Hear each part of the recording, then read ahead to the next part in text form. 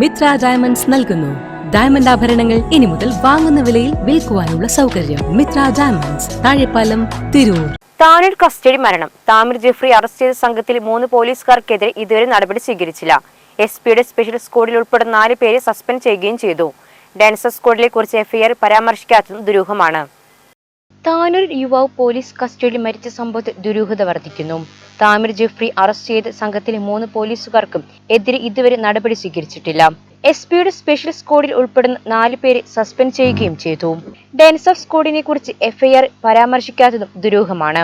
Thamir Jeffrey മരിച്ച് 3 മണിക്കൂർ കഴിഞ്ഞാണ് ലഹരിക്കടത്തുമായി ബന്ധപ്പെട്ട് എഫ്ഐആർ രജിസ്റ്റർ ചെയ്തത്.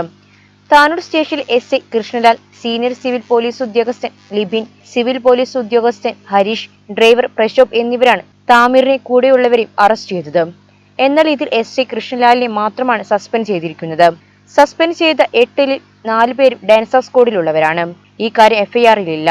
പ്രതികളെ ചേളാരിൽ നിന്നും ഡാൻസ് ഓഫ് സ്ക്വാഡാണ് പിടിച്ചതെന്ന വാദത്തെ ശക്തിപ്പെടുത്തുന്നതാണ് ഈ കാര്യങ്ങൾ.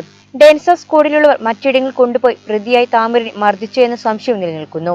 പോസ്റ്റ്മോർട്ടത്തിൽ തന്നെ വന്നില്ലേ 13 പരിക്കുണ്ടെന്നു. ഈ പരിക്ക് വെറുതെ വരില്ലല്ലോ.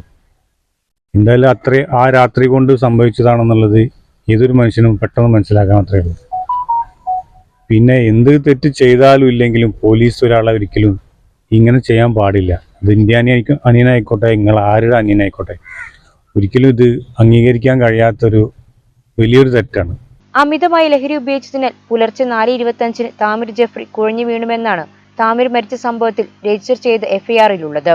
പല കാര്യങ്ങളും മറച്ചുവെച്ചാണ് പോലീസ് റിപ്പോർട്ടുകൾ തയ്യാറാക്കുന്നതെന്ന് വിമർശനം ഉയരുന്നുണ്ട്.